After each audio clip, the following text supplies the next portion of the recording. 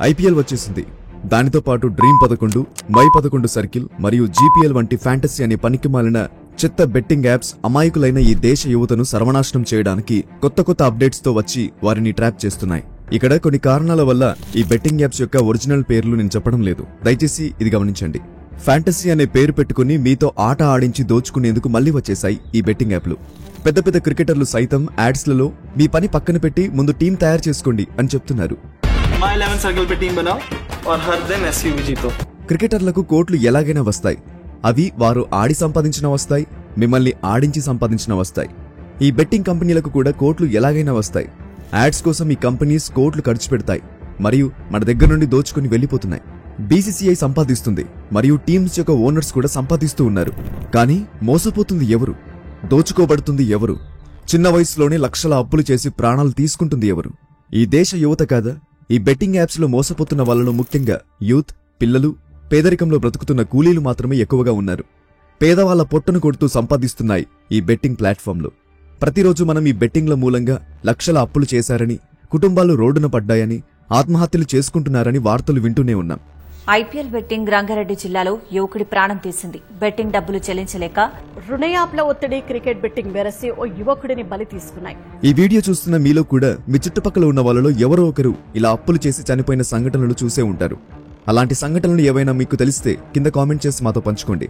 అయితే మన యువత ఎలా ఈ బెట్టింగ్ ట్రాప్ లో చిక్కుకుంటుంది అనే ప్రశ్నకు 5 కారణాలు ఇప్పుడు చూద్దాం. అలాగే ఈ ఆన్లైన్ బెట్టింగ్ ను గవర్నమెంట్ ఎందుకు బ్యాన్ చేయట్లేదు? సుప్రీంకోర్టు ఏం చేస్తుంది? పాలకు కాపలాగా పిల్లినే ఉంచారా? ఈ బెట్టింగ్ యాప్ల బిజినెస్ మోడల్ ఏంటి? ఇవి ఎలా సంపాదిస్తాయి? ఇవి ఖర్చు ఎక్కడ పెడతాయి? ఈ ప్రశ్నలన్నిటికీ ఈ వీడియోలో సమాధానాలు తెలుసుకుందాం. So let's get started.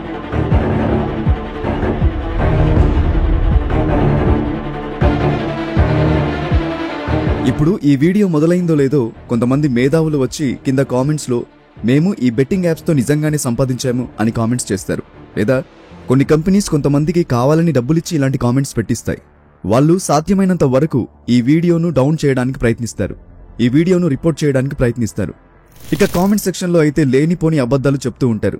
కానీ ఈ వీడియో చేయడం ఇప్పుడు చాలా అవసరం కాబట్టి చేస్తున్నాను. ఇది దృష్టిలో ఉంచుకుని ఈ వీడియోకు ఎక్కువ లైక్స్ ఇచ్చి మరియు అదేవిధంగా సాధ్యమైనంత మందికి షేర్ చేసి ఈ వీడియో రీచ్ ను పెంచండి. ఇలా చేయడం మూలంగా ఈ వీడియో చాలా మందికి చేరుకుంటుంది. ముందుగా మీకు ఈ బెట్టింగ్ కి సంబంధించిన ఒక నిజమైన స్టోరీని చెప్తాను. ఇండియన్ ఆర్మీలో పనిచేసే రాజు అనే ఒక వ్యక్తి ఉండేవాడు. ఒకరోజు అతని ఫ్రెండ్ అతని దగ్గరకు వచ్చి డ్రీమ్ 11 అనే ఒక బెట్టింగ్ యాప్ ను అతనికి పరిచయం చేశాడు. కేవలం 50 రూపాయలు పెట్టి ₹1 కోటి సంపాదించారా రాజు అని చెప్పడంతో ఆ రోజు నుండి అతను ఈ యాప్ లో డబ్బులు పెట్టి ఆడేవాడు. 50 రూపాయలతో మొదలైన బెట్టింగ్ 100లకు చేరుకుంది. 100 నుంచి 1000కు, 1000 నుండి లక్షలు పెట్టి ఆడటం మొదలుపెట్టాడు. అతని బ్యాంక్ సేవింగ్స్ మొత్తం అయిపోయాయి. ఇక అప్పులు చేయడం మొదలుపెట్టాడు. క్రెడిట్ కార్డు కూడా తీసుకుని మరీ అప్పులు చేశాడు. ఇలా అతను 35 లక్షల వరకు అప్పు చేశాడు. అతను ఎంతలా ఈ యాప్ కి అడిక్ట్ అయ్యాడంటే బెట్టింగ్ పెట్టని రోజు అసలు మనిషిగానే ఉండేవాడు కాదు. బెట్టింగ్ లో డబ్బులు వచ్చిన రోజు ఇంకెక్కువ సంపాదించాలనే అత్యాశతో, అలాగే బెట్టింగ్ లో డబ్బులు పోయినప్పుడు ఆ పోయిన అమౌంట్ ని సంపాదించాలనే ఆలోచనతో తన దగ్గరున్న మొత్తం సేవింగ్స్ ఖర్చు పెట్టి అవి కూడా సరిపోక 35 లక్షల వరకు బయట అప్పు చేశాడు. చివరికి అతని మానసిక పరిస్థితి అర్థం కాక హాస్పిటల్లో జాయిన్ చేసి దాదాపు ఓ 20 రోజులు ఫోన్ ని దూరం చేసినప్పుడు మళ్లీ ఆ వ్యక్తి సాధారణ స్థితికి వచ్చాడు. ఈ యథార్థ సంఘటన మీరు రెస్ట్ ఆఫ్ ది వరల్డ్ అనే మ్యాగజైన్ లో కూడా చదవచ్చు. ఇది కేవలం రాజు అనే ఓ వ్యక్తి స్టోరీ మాత్రమే కాదు. ఈ దేశంలో ఐపీఎల్ పుణ్యమా అంటూ బెట్టింగ్ యాప్స్ బారిన పడి జీవితాలు నాశనం చేసుకుంటున్న ఎంతో మంది అమాయక యువత యథార్థ కథ కూడా. ఒకసారి ఈ ట్వీట్ చూడండి. ఈ ట్వీట్ వెంకీ అనే వ్యక్తి డ్రీమ్ 11 అనే కంపెనీకి చేశాడు. మీ వల్ల నేను అప్పుల్లో చిక్కుకున్నాను. అప్పుల వాళ్ళు నన్ను చాలా హరాస్ చేస్తున్నారు. నా వయసు 24 సంవత్సరాలు. నా ఫ్యామిలీ, నా ఉద్యోగం, నా కెరీర్, నా పరువు కూడా మొత్తం ఇప్పుడు రిస్క్ లో ఉన్నాయి అని ట్వీట్ చేశాడు. ఈ మరో ట్వీట్ ని కూడా చూడండి. కోయి చంద్రశేఖర్ అనే ఒక ఆర్మీ ఉద్యోగి ఆ బెట్టింగ్ కంపెనీకి ఇలా మెసేజ్ చేశాడు. సార్, నేను ఒక ఆర్మీ సోల్జర్ని. నేను దాదాపుగా 20 లక్షల వరకు మీ బెట్టింగ్ యాప్ ద్వారా కోల్పోయాను. ఇప్పుడు నా పరిస్థితి చావు వరకు వచ్చింది. దయచేసి నన్ను కాపాడండి అంటూ తన బాధను బయట పెట్టుకున్నాడు అతను. కేవలం మీకు నేను 2 ట్వీట్స్ మాత్రమే పెట్టాను, కానీ మీరు ఒకసారి ట్విట్టర్కి వెళ్లి చూడండి. ఈ బెట్టింగ్ బాధితుల యొక్క పెద్ద లిస్టే మీకు కనిపిస్తుంది.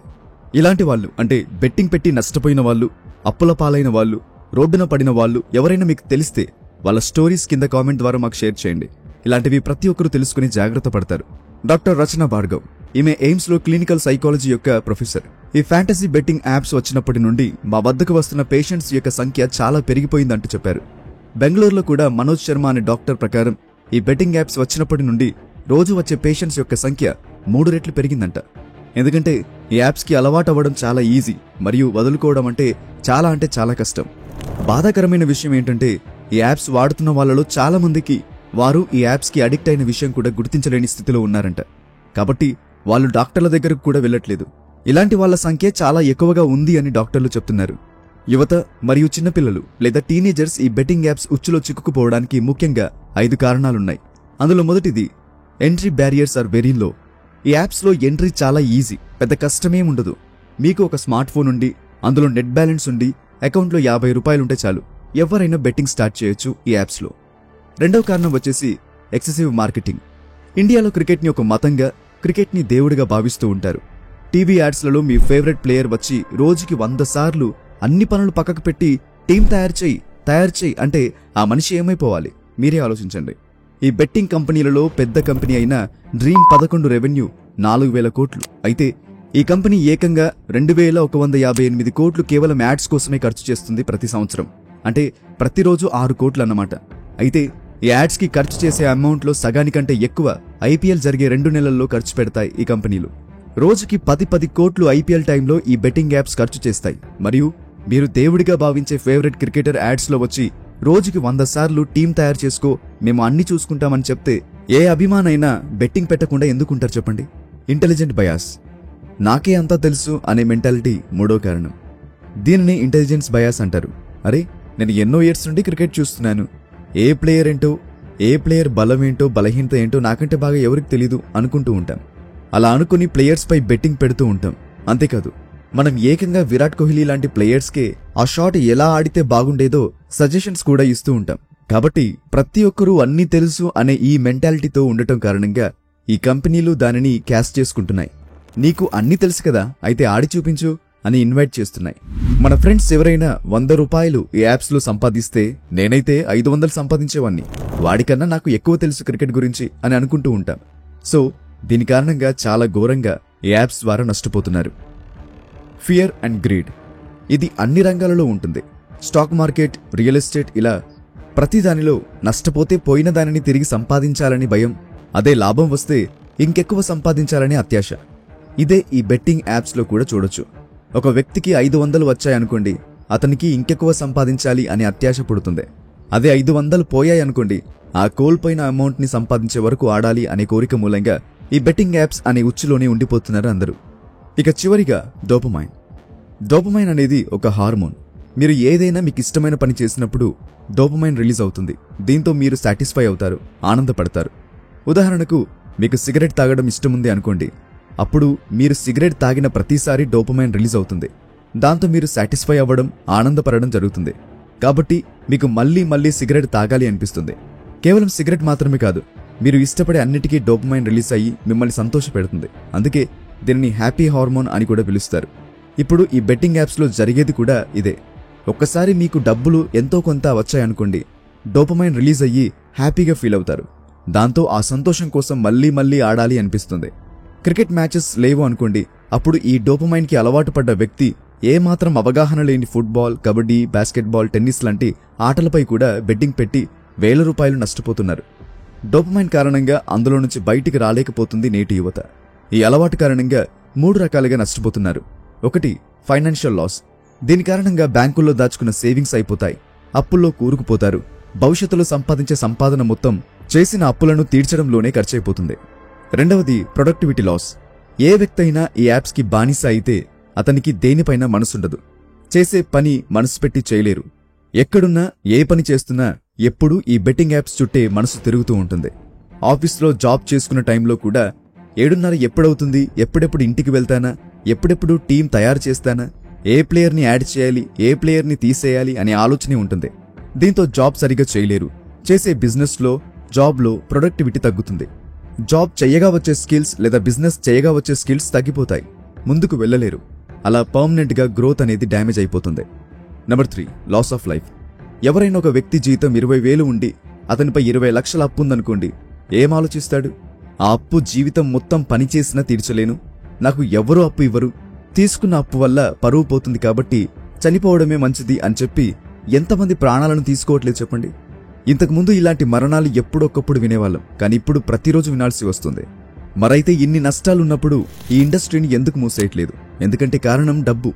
ఒకప్పుడు 10,000 కోట్లు విలువ చేసే ఈ ఫ్యాంటసీ గేమింగ్ ఇండస్ట్రీ 4 సంవత్సరాల తర్వాత ఇప్పుడు ఏకంగా 30,000 కోట్లకు చేరుకుంది. మంచి లాభాలను ఇచ్చే ఇండస్ట్రీగా మారింది. ఒకే సంవత్సరంలో 50% కంటే ఎక్కువ గ్రోత్ ని కలిగి ఉంది ఈ ఫ్యాంటసీ గేమింగ్ ఇండస్ట్రీ. డ్రీమ్ 11 అయితే ఏకంగా 16 కోట్ల వినియోగదారులను కలిగి ఉంది. అంటే 16 కోట్ల మంది ఈ ఉచ్చులో చిక్కుకొని బయటికి రాలేకపోతున్నారు. మరైతే కోర్టు ఏం చేస్తుంది? నిజానికి ఇండియాలో బెట్టింగ్ యాప్స్ అన్నిటినీ కూడా బ్యాన్ చేశారు. అయితే ఇక్కడ ఉంది అతిపెద్ద ట్విస్ట్. ఈ పెద్ద పెద్ద బెట్టింగ్ యాప్స్ తమవి బెట్టింగ్ యాప్స్ కాదని, ఫ్యాంటసీ యాప్స్ మాత్రమే అంటూ వాదన వినిపిస్తున్నాయి. బెట్టింగ్ యాప్స్ లో అదృష్టం ఉంటేనే గెలుస్తారు, కానీ మా ఫ్యాంటసీ యాప్స్ లో అదృష్టం కాదు, స్కిల్స్ ఉండాలి, ప్రతి ప్లేయర్ పై అవగాహన ఉండాలి, కాబట్టి మాది బెట్టింగ్ యాప్ కిందికి రాదు అని ప్రతి ఫ్యాంటసీ యాప్స్ చెప్తున్నాయి. అందుకే ఇవి బెట్టింగ్ యాప్స్ అయినప్పటికీ ఫ్యాంటసీ యాప్స్ గా చలామణి అవుతున్నాయి. మన దేశంలో బెట్టింగ్ యాప్స్ పై ఉన్నట్టుగా ఫ్యాంటసీ యాప్స్ పైన సరైన చట్టం లేక ఇప్పటికీ ఈ బెట్టింగ్ యాప్స్ ఫ్యాంటసీ యాప్స్ అనే ముసుగులో ఎంతో మంది జీవితాలతో ఆడుకుంటున్నాయి. అయితే సంతోషించే విషయం ఏంటంటే ఇవి ఫ్యాంటసీ యాప్స్ అని చెప్పుకుంటున్నా కూడా కొన్ని రాష్ట్రాలు వీటిని బ్యాన్ చేశాయి. తెలంగాణ, ఆంధ్రప్రదేశ్, అస్సాం, ఒడిశా, సిక్కిం మరియు నాగాలాండ్ రాష్ట్రాలలో ఈ ఫ్యాంటసీ యాప్స్ ని బ్యాన్ చేశారు. చివరిగా మేము చెప్పేదేంటంటే ఐపీఎల్ అనేది ఒక ఆట మాత్రమే. దాని నుండి క్రికెటర్లు సంపాదిస్తుంటారు, వాళ్ళని సంపాదించుకోనివ్వండి. టీమ్ ఓనర్లు సంపాదిస్తూ ఉంటారు, వాళ్ళని సంపాదించుకోనివ్వండి. అడ్వర్టైజర్స్ సంపాదిస్తూ ఉంటారు, వాళ్ళని కూడా సంపాదించుకోనివ్వండి. ఇది మనకు సంబంధించిన గేమ్ కాదు. మ్యాచెస్ చూద్దాం, ఎంజాయ్ చేద్దాం. తర్వాతి రోజు హ్యాపీగా మన జాబ్, మన బిజినెస్ ఏదో మనం చేసుకుందాం. మనకు దేంట్లో మంచి పట్టుందో దాంట్లోనే సంపాదిద్దాం.